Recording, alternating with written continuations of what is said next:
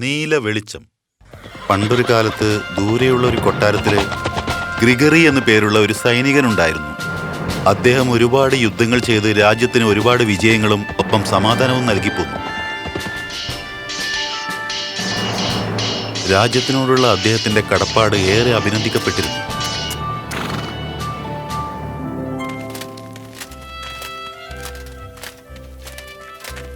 Greg, ആ ദിവസം വന്നല്ലോ.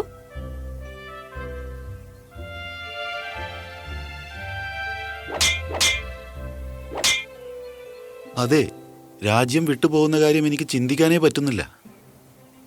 പക്ഷേ എൻ്റെ ശരീരം ഇനിമേൽ താങ്ങുമെന്ന് തോന്നുന്നില്ല. അദ്ദേഹത്തിന്റെ ശരീരത്തിൽ ഒരുപാട് മുറിവുകളും പരിക്കുകളും ഉണ്ടായിരുന്നു. അതുകൊണ്ട് അദ്ദേഹത്തിന് ഇനിമേൽ യുദ്ധം ചെയ്യുക എന്നത് അസാധ്യമായ കാര്യമായിരുന്നു. ആരും നിങ്ങളെപ്പോലെ ഇങ്ങനെ സത്യസന്ധതയോടും വിശ്വാസത്തോടും കൂടി രാജാവിനോട് നിൽക്കില്ല. നിങ്ങൾ ഇതുവരെ ചെയ്ത നന്മകൾക്ക് അദ്ദേഹം ഒരു സമ്മാനം തരുന്നതാണ്. ഗ്രിഗറി സമയം പാഴാക്കാതെ തന്നെ രാജാവിനെ സന്ദർശിക്കാൻ തീരുമാനിച്ചു. ആ ഗ്രിഗറി, ഇത്രയും വർഷം നീ നന്നായി സേവനമനുഷ്ഠിച്ചു. നീ പോകുന്നതിൽ എനിക്ക് വളരെ വിഷമമുണ്ട്. എനിക്കും അങ്ങനെ തന്നെയാണ് രാജാവേ. നിനക്ക് നന്മകൾ തന്നെ വരട്ടെ. ഓ, ഇനി നിനക്ക് നിന്റെ ജോലികൾ നോക്കാം. മനസ്സിലായില്ല രാജാവേ. ഇനി നീ എനിക്ക് വേണ്ടി ജോലികളൊന്നും ചെയ്യുന്നില്ലല്ലോ. അതുകൊണ്ട് നിനക്ക് വേണ്ടി എനിക്കൊന്നും ചെയ്യാൻ പറ്റില്ല. അതുകൊണ്ട് പൊയ്ക്കോളൂ. ഒരു നിമിഷം മഹാരാജാവേ.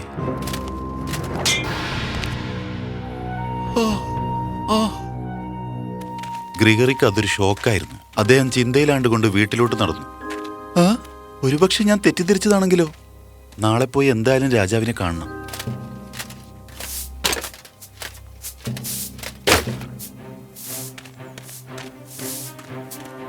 ഏയ്, നിങ്ങൾ എന്താ ചെയ്തോണ്ടിരിക്കുന്നേ? അതെന്റെ വീടാ. ഇന്നു മുതൽ നീ രാജാവിന് വേണ്ടി ജോലി ചെയ്യുന്നില്ലല്ലോ.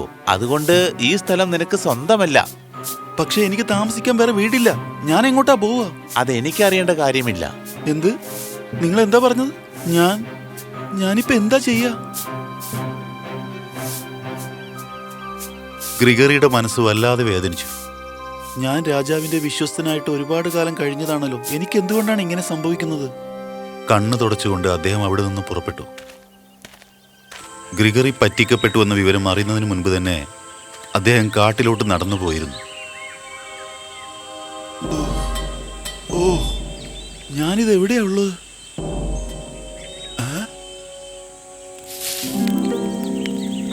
ഇവിടെ ആരാ താമസിക്കുന്നത്? ആ കുടിൽ ഒരു മന്ത്രവാദിനിയുടേതായിരുന്നു. ഹേയ്, എന്റെ ഭക്ഷണത്തിൽ നിന്ന് മാറി നിക്ക്. എന്നോട് ക്ഷമിച്ചാലും ഇന്ന് ഒരു രാത്രി മാത്രം എന്നെ ഇവിടെ താമസിക്കാൻ സമ്മതിക്കുമോ? എനിക്ക് കുറച്ച് ഭക്ഷണം കൂടി വേണം. ശരി. സത്യമാണോ? അതിന് പകരം നീ ഒരു കാര്യം ചെയ്യണം. ഗ്രിഗറി അതിന് സമ്മതിച്ചു. മന്ത്രവാദിനി അവനെ ഒരു ആഴമുള്ള കിണറ്റിനടുത്തേക്ക് അവനെ കൊണ്ടുപോയി. അവിടെ ചെറിയൊരു നീല വെളിച്ചം അവൻ കണ്ടു. എനിക്കത് വേണം. പക്ഷേ എനിക്ക് ശക്തി വളരെ കുറവാണ്. എനിക്ക് വേണ്ടി അത് എടുത്തിട്ട് വരാമോ? തീർച്ചയായും. എനിക്ക് കുറച്ച് കയർ ആവശ്യമാണ്. മന്ത്രവാദിനി അവനൊരു കയർ കൊടുത്തു. ഗ്രിഗറി താഴോട്ടിറങ്ങാൻ തയ്യാറായി.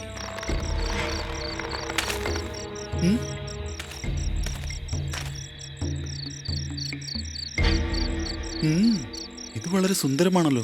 നീ എന്താ ഇവിടെ ചെയ്യുന്നത്? ദേ വന്നു. കയറിൽ പിടിച്ചുകൊണ്ട് അവൻ മന്ത്രവാദിനിയുടെ അടുത്തേക്ക് തിരിച്ചു ചെന്നു. എന്നെ ഒന്ന് സഹായിക്ക്. നീ ആദ്യം എന്റെ അടുത്ത് അത് തരൂ. എന്ത്? ഇല്ല, ആദ്യം എന്നെ സഹായിക്ക്, എന്നാൽ ഞാൻ തരാം. മന്ത്രവാദിനിക്ക് ദേഷ്യം വന്ന് അവരാ കയർ അറുത്തു മുറിച്ചു. ഗ്രിഗറി താഴോട്ട് വീഴുകയും ചെയ്തു. നിനക്ക് ഇത്രയ്ക്ക് അഹങ്കാരോ? നാളെ വരെ നീ ഇവിടെ തന്നെ കിടക്ക്.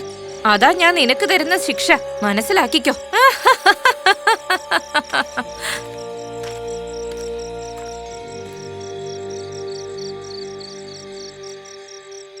ഓ, വേറെ എന്തെങ്കിലും വഴിയുണ്ടാവോ? ഒന്നും കാണാൻ പറ്റുന്നില്ല. ഇതൊരു കൊമ്പല്ലേ?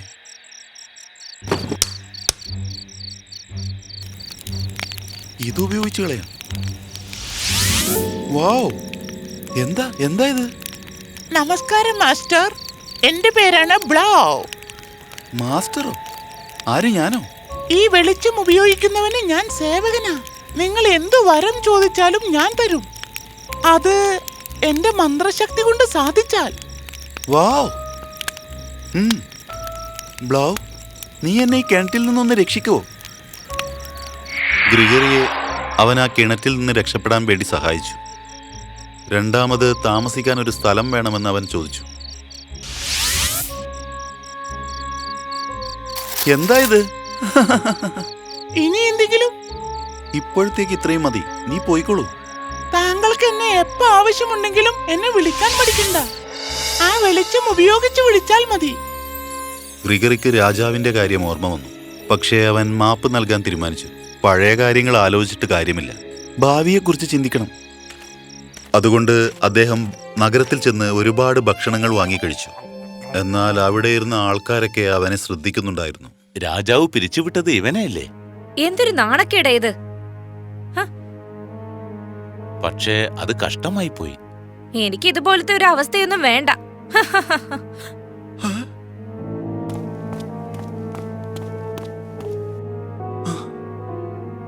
ഇതൊക്കെ കഴിഞ്ഞു കാണുമെന്നാ ഞാൻ വിചാരിച്ചത്. ഇല്ല, രാജാവ് ഇതിന് മറുപടി പറഞ്ഞേ പറ്റൂ. ബ്ലോ. വീണ്ടും അവന് ബ്ലോവിന്റെ സഹായം തേടേണ്ടി വന്നു. എന്തു വരം വേണം? ഗ്രിഗറി വാ തുറന്നെങ്കിലും എന്താ ചോദിക്കേണ്ടതെന്ന് അവൻ അറിയില്ലായിരുന്നു. രാജാവിനോട് ചോദിക്കണമെന്ന് അവന് തോന്നിയില്ല. അതുകൊണ്ട് അവൻ വേറെ വഴികൾ ആലോചിച്ചു. ബ്ലോ, നീ രാജകുമാരി സീറായെ കണ്ടിട്ട് എന്നെ വന്ന് കാണാൻ പറ. ബ്ലോ കാറ്റത്ത് പറന്നുപോയി. രാജകുമാരിയുടെ അറയിൽ അവൻ എത്രയും പെട്ടെന്ന് എത്തിച്ചേർന്നു. നമസ്കാരം രാജകുമാരി സീറ. ഓ, ആരാ നീ? ഞാൻ നീല വെളിച്ചത്തിലുള്ള ജീവനാ. എന്റെ മാസ്റ്ററിനെ നിങ്ങൾക്ക് കാണുവാൻ പറ്റുമോ? നിന്റെ മാസ്റ്ററോ? ബ്ലൗ സീറയോട് അങ്ങനെ പറഞ്ഞു.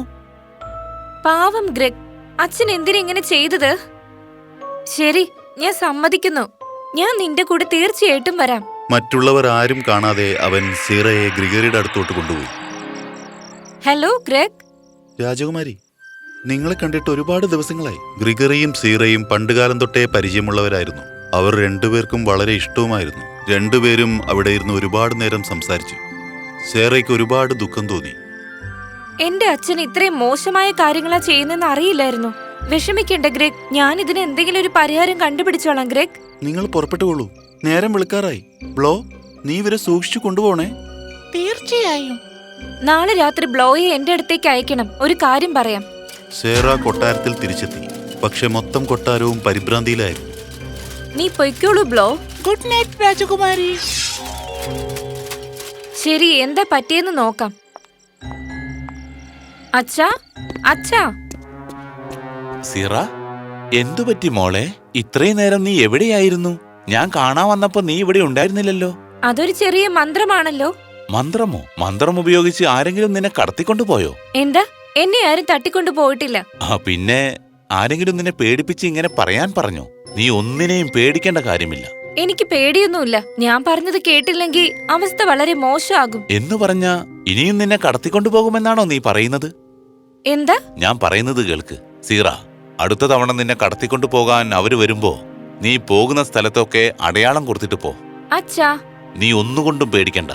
ഞാൻ എന്തായാലും നിന്നെ രക്ഷിക്കുന്നു. ഹാ, ശരി. അവരെ കാണാൻ ഇതായിരിക്കും നല്ലൊരു വഴി. എനിക്ക് മനസ്സിലായി അച്ഛാ. അന്ന് രാത്രി ബ്ലോ സീറയെ കൊണ്ടുപോകുന്ന സമയത്ത്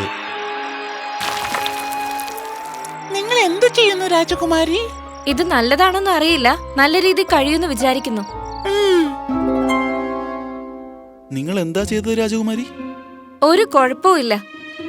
ഞാൻ അവിടേക്ക് വരാം. ഞാൻ സംസാരിക്കാം നിന്നോട്. എന്ത് പ്രശ്നങ്ങളാണെങ്കിലും ഞാനത് നോക്കിക്കോളാം. ഞാൻ നിങ്ങളെ തട്ടിക്കൊണ്ടുപോയെന്ന് അദ്ദേഹം വിചാരിച്ചു കാണും. പേടിക്കാതിരിക്കൂ. ഈ പ്ലാൻ തീർച്ചയായിട്ടും വർക്കൗട്ട് ചെയ്യും. പക്ഷേ അത് നടപ്പിലാക്കാൻ സാധിച്ചില്ല. രാജകുമാരി താഴെയിട്ട പട്ടാണിക്കടല എല്ലാവരും കഴിച്ചിട്ട് അവിടെ ഇവിടെയുമായി ഇട്ടിരുന്നു. അതുകൊണ്ട് രാജാവും പട്ടാളക്കാരും ഒരുപാട് ബുദ്ധിമുട്ടി. രാത്രി മുഴുവനും വെറുതെ വേസ്റ്റ് ആയല്ലോ. അത് കുഴപ്പമില്ല, നമുക്ക് നാളെ വേറെ വഴി ആലോചിക്കാം. ബ്ലോ സീറയെ വീട്ടിലോട്ട് കൊണ്ടുപോയി. രാജാവിനെയും പട്ടാളക്കാരെയും കാണാതെ. ഞാൻ നിന്നെ എങ്ങനെയാ കണ്ടുപിടിക്കുക സേറ? ആ, നേരം വെളുത്തു കഴിഞ്ഞപ്പോൾ മഹാരാജാവ് സേറയുടെ മുറിയിലോട്ട് കയറി ചെന്നു. സീറ, നീ ഇവിടെ തന്നെയുണ്ടായിരുന്നു? നിന്നെ അവർ വെറുതെ വിട്ടോ? എന്നോട് ക്ഷമിക്കൂ, എനിക്ക് നിന്നെ കണ്ടുപിടിക്കാൻ കഴിഞ്ഞില്ല. അച്ഛാ, ഞാൻ പറഞ്ഞതൊന്ന് കേൾക്കണം. ഗ്രെഗറിയാണ്. ഗ്രെഗറി? ഗ്രെഗറി, അവനാണോ നിന്നെ തട്ടിക്കൊണ്ടുപോയത്? ഇത്രയ്ക്കും ധൈര്യമോ അവന്? അച്ഛാ ഇല്ല. നീ ഇനി ഒന്നും പറയണ്ട, എല്ലാം ഞാൻ തന്നെ നോക്കിക്കൊള്ളാം. പടയാളികൾ രാജകൊട്ടാരത്തിന് ചുറ്റും നടക്കുന്നുണ്ടായിരുന്നു. അവർ ഗ്രിഗറിയെ കണ്ടുപിടിക്കുകയും ചെയ്തു. അവർ അവനെ പിടിച്ചുകൊണ്ടു പോവുകയും ചെയ്തു. ആ, ആ, എനിക്ക് വേഗം പോണം.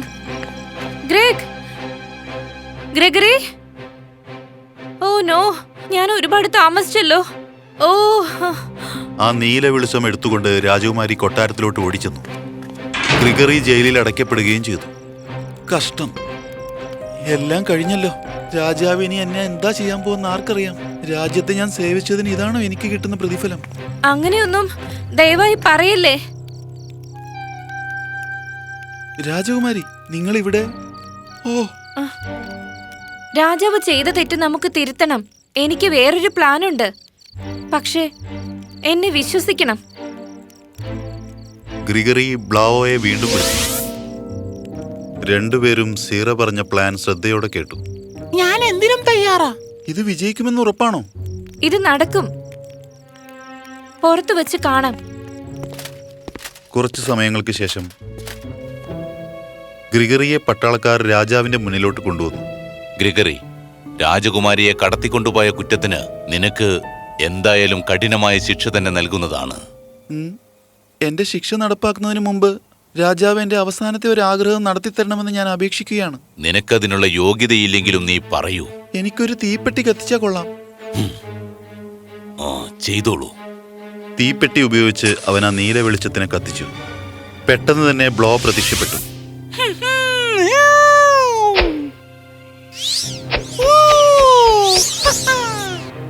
എന്താ സീറ, ഇതിന്റെയൊക്കെ അർത്ഥമെന്താ? ഇത്രയും നാളും നീയാണോ എന്നെ പറ്റിച്ചത്? അച്ഛൻ ഞങ്ങൾ പറയുന്നത് കേട്ടേ മതിയാകൂ. വായടയ്ക്ക്. ഗ്രിഗറി, നിനക്ക് ഞാൻ കഠിനമായ ശിക്ഷ തന്നെ വിധിക്കാൻ പോവുകയാണ്. പിന്നെ സീറ, നിനക്ക് 80 വയസ്സാകുന്നത് വരെയും നീ അറയിൽ തന്നെ ഇരിക്കൂ. വാവ്, അങ്ങനെയാണോ? സന്തോഷം. ബ്ലോ, എല്ലാ കാര്യങ്ങളും നിനക്ക് ചെയ്യാൻ പറ്റുമെന്നല്ലേ പറഞ്ഞത്? തീർച്ചയായും രാജകുമാരി. അങ്ങനെയാണെങ്കിൽ ശരി. ഗ്രെഗ്, ബ്ലോ, എല്ലാം നശിപ്പിച്ചേക്ക്. ഗ്രിഗറി പറഞ്ഞതിന് ശേഷം ഒരു വലിയ ആയുധം സൃഷ്ടിച്ച് ഭൂമിയെ നോക്കി അടിച്ചു. എന്താ ഇത്? ആ രാജ്യം മുഴുവൻ ആടിയുടെ പ്രകമ്പനം കൊണ്ടു. ജനങ്ങളൊക്കെ ഭയന്നു വിറച്ചോടി. നിർത്തൂ, ഈ രാജ്യം നശിപ്പിക്കരുത്. ഈ ജനങ്ങൾ ഉള്ളത് കൊണ്ടാണ് ഇവിടുത്തെ ഈ രാജ്യം ഉണ്ടായത് അച്ഛാ. അവരോട് അച്ഛൻ കാണിച്ചതെല്ലാം തെറ്റായ കാര്യങ്ങൾ മാത്രമാണ്. ഞങ്ങൾ പറയുന്നത് അനുസരിച്ചാൽ ഞങ്ങൾ ഇതിന് സമ്മതിക്കാം.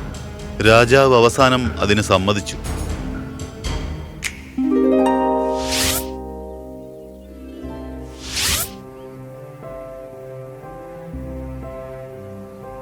സീറയും ഗ്രിഗറിയും രാജാവിനെ അങ്ങോട്ടേക്ക് കൊണ്ടുപോയി. ജനങ്ങളെ കാണാനും അവരുടെ പ്രശ്നങ്ങൾ അറിയാനും വേണ്ടിയാണ് അവരങ്ങോട്ട് കൊണ്ടുപോയത്. രാജാവ് ഗ്രിഗറിയോട് പെരുമാറിയത് തെറ്റാണെന്ന് രാജാവിന് ബോധ്യമായി. രാജാവിന്റെ തെറ്റ് എത്ര വലുതാണെന്ന് അദ്ദേഹത്തിന് മനസ്സിലായി. എന്നോട് ക്ഷമിക്കൂ ഗ്രിഗറി. ഇത്രയും വർഷം നീ കൊട്ടാരത്തിനു വേണ്ടി സേവനം നടത്തി. ഞാൻ നിന്നെ ഇറക്കി വിടുകയും ചെയ്തു. ഞാൻ എന്റെ തെറ്റുകളെല്ലാം തിരുത്തിക്കൊള്ളാം. ഞാനിപ്പോ നല്ല രീതിയിൽ തന്നെയാണ് ജീവിക്കുന്നത്. പിന്നെ എന്റെ കയ്യിൽ നീല വെളിച്ചം, ബ്ലോ, പിന്നെ എന്റെ സീറയുമുണ്ട്. ഉടനെ രാജാവ് ജനങ്ങളെ അടുത്ത് ചെന്ന് അവരുടെ പ്രശ്നങ്ങളൊക്കെ അറിഞ്ഞ് എല്ലാ പ്രശ്നങ്ങളും തീർത്തു കൊടുത്തു. കാലങ്ങൾ അങ്ങനെ കടന്നുപോയി. രാജ്യത്തിലെ എല്ലാ ജനങ്ങളും പിന്നെ വളരെ സന്തോഷത്തോടു കൂടിയാണ് ജീവിച്ചു പോയത്.